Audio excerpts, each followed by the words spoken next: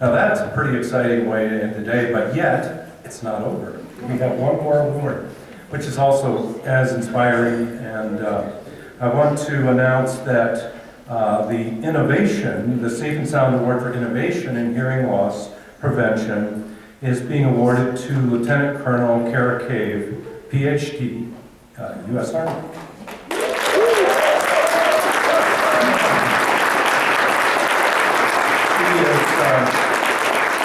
She's the chief of the hearing program at Womack Army Medical Center, Fort Liberty, North Carolina, and the audiology and hearing conservation consultant to the U.S. Surgeon General's office. Throughout her career, Dr. Cave has been a champion for evidence-based program advancements that have improved access to hearing health care and led to more positive outcomes for the people and organizations she's served. She has used a data-driven approach to demonstrate the benefits of various clinical and program initiatives to obtain management support and investment for programs designed to prevent hearing loss, evaluate fitness for duty, and assess the effects of specialized hearing protectors on situational awareness.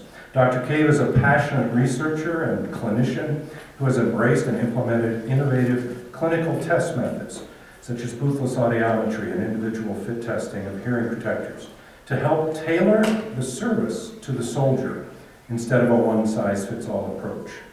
She continues to collaborate with her many colleagues to develop engaging methods for training and motivating soldiers and service members on how to preserve the vital sense of hearing and maintain fitness for duty.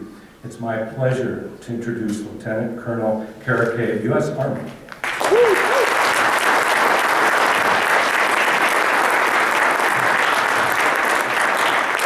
Very much. And first off, I'd like to acknowledge and thank Colonel Curry Mathis and Dr. John Casali, who nominated me for this award. They've been tremendous mentors. They've had a very big impact on my career. So as my friends and family always say, where are you now? I'm at Fort Liberty, formerly known as Fort Bragg. And there are 45,000 soldiers on this installation, and comprising that are 17,000 soldiers from the 82nd Airborne, and you can see them dropping out of the sky in that little green picture up there. And then below that, they were celebrating All-American Week, so I was heading to work, and you can see this big parade of the paratroopers. It's really quite something. We also train special operators on Fort Liberty. And as well as we have our go-to-war units there as well. And then we have our noise-exposed civilians. So not only on Fort Liberty, but also at Military Ocean Terminal Sunny Point, where they're patrolling an international shipping lane. So believe it or not, the Army has boats. And so that actually presents a very unique challenge for hearing conservation. So, some of the initiatives that we've had at Fort Liberty have actually come from my predecessors. So, I'm one of 4 providers as part of the hearing program, and I have 8 technicians who are obliged by crazy ideas from day to day. And one of them, and you see the picture of Dr. Brunhart, it's because one of the meetings, there was a collection of auditory researchers, and someone was kind of bragging about Doug. They said, well, Doug Brunhart, and somebody else said, forget Doug Brunhart, and the tablet he wrote in on. So, my nod to Doug, we actually have tablet-based health education that we've implemented on the installation. And my personal philosophy is that you have incremental, gentle reminders of health education in the environment. So there's a couple different ways that we try to reach the soldiers. Another one was established by Colonel Curry Mathis, which is the 82nd Airborne, in processing briefings that we give to all the paratroopers. So they get their health education briefing, and then everyone is instructed on how to fit their hearing protection, and we size everyone individually, and they're fitted. We also did a couple things that increased our testing capacity, because as you can imagine, lots of emergencies happen worldwide, and the 82nd paratroopers and some other units have to be prepared to deploy at a moment's notice. So we have to have the testing capacity to match that, and We've increased by 50% just by shuffling some people and some hours around. And then also, and this is kind of a selling point to the rest of my colleagues, if you have an installation, you have an opportunity for a nice data collection point. So we are actually in the process of data collecting as part of a joint incentive fund project using boothless audiometry, which is also equipped with fit testing for separation health assessments. And you can see my staff in the corner there getting trained, and on the bottom, that's just a snippet from our health education. So prior to my arrival at Fort Liberty, there was graduate school at Virginia Tech. And one of the core concepts that I learned there was Dr. Casale's model for evaluating and understanding auditory situational awareness using the framework of detection, recognition, intelligibility, localization, and communication, otherwise known as LtCol. And there's a system to go behind that. So basically what we did in my dissertation, and my co-investigator and I, helped develop an auditory localization system, one to train personnel in a lab setting that was validated against a field setting. So that field setting was 45 minutes away from Virginia Tech in the middle of Pulaski County, Virginia. But well worth the effort, because we now have a system where we can rapidly evaluate different types of hearing protector and their effects on auditory localization. So, building on that background, my utilization tour was at the U.S. Army Aeromedical Research Lab, and one of the things that I looked at when I first got there was auditory fitness for duty among our aircrew. So what I have up there are the threshold requirements to be Army aircrew. And then if you don't pass those, you can have 84% or better word recognition in quiet using a recorded word list, and you'll be recommended for a waiver. And that's based on nothing. It was not standardized against any flight tasks or looking at the effects of cognitive workload or anything like that. So using the simulator, and I don't think he's in here right now, but Ben Sheffield had designed a hearing loss simulator that he had used in one of his studies. Well, we incorporated that into this simulator to put different levels of hearing loss, and determined if perhaps our current standards that we use for fitness for duty, which were overhauled in 2019, were actually more predictive than the flight standards that I showed you in that previous slide. And in fact, they were. And what we use to evaluate fitness for duty is a test pattern called the Military Operational Hearing Test. And it incorporates the modified rhyme test, 80 words of varying levels of background noise. And what we showed was that in higher workloads, people with hearing loss fall apart. Low workload, they don't look any different from people without hearing loss, because you're dealing with experienced aviators, right? But hearing loss really does have an effect on cognitive workload. Okay, and then for the sake of time, I'm just going to kind of gloss over some of this, but using that background in systems engineering from Virginia Tech, we recently had a $25 million congressional ad for an electronic hearing protector. We're all going, how do we evaluate this thing?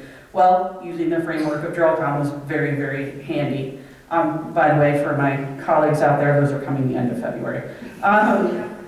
Then, as part of an experiment, we were driving different flight helmets, and I was like, what's on this one? And it was a pass-through microphone mounted on the outside of the helmet, and it didn't have any output limiting device on it. So what was coming in through the microphone was what was routed into the ear canal. So, using some of my background in system safety, contacted the manufacturer, had a discussion with some of the acquisition folks in the Army as well about duty to warn and how they were going to address that. And then also some of the work at the Aeromedical Research Lab. We helped design displays that were actually audible on medevac platforms, so when patients are being monitored by equipment, the flight paramedic or flight medic actually can't hear anything. So if there's an alarm going off, they have to go all visual, which can be quite overwhelming. So that was actually not my idea, that was the work of Rachel Kinsler and Laura Cronin. And then also we helped design a auditory spatial array, a 3D array, to kind of help with the workload of perceiving some of those alarms. All right, and so rewinding and switching gears to some of the hearing conservation work. So I was stationed at Fort Moore, formerly known as Fort Benning, back in 2014.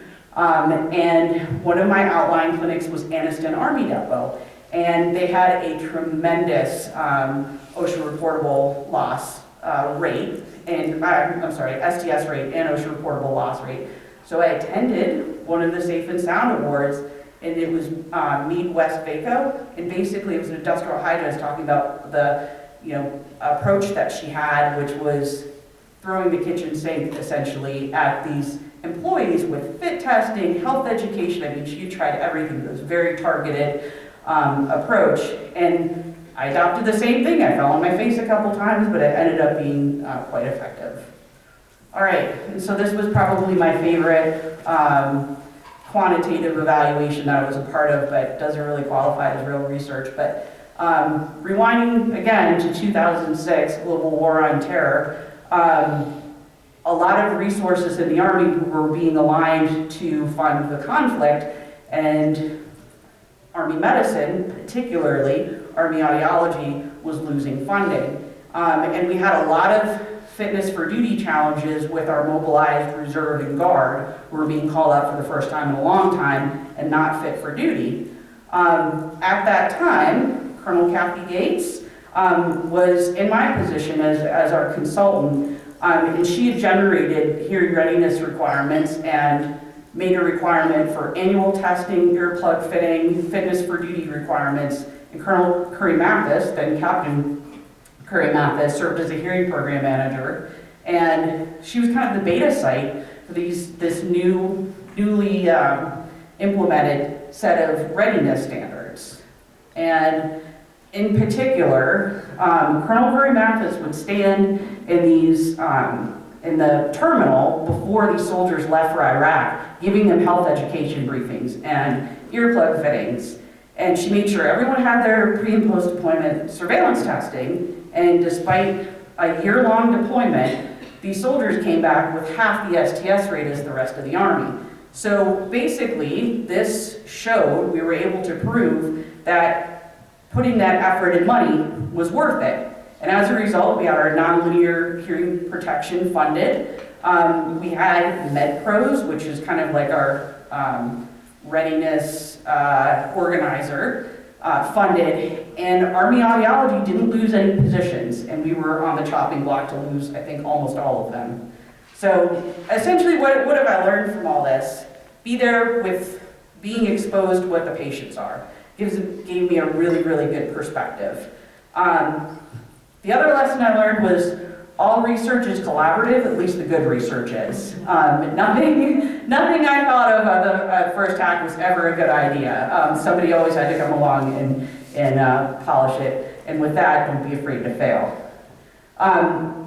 The great significance of this is it gives me the ability, I have a platform to talk about all the great accomplishments of my colleagues, and how, every challenge, every new assignment gives us an opportunity for research. And I encourage those of you at active duty installations to participate, even if you aren't a researcher. So I'd like to say the Safe and Sound Award represents the aggregation of efforts of talented researchers, clinicians, practitioners, and Army officers for the benefit of our service members. Thank you to all for allowing me to have the honor of protecting them. Cool.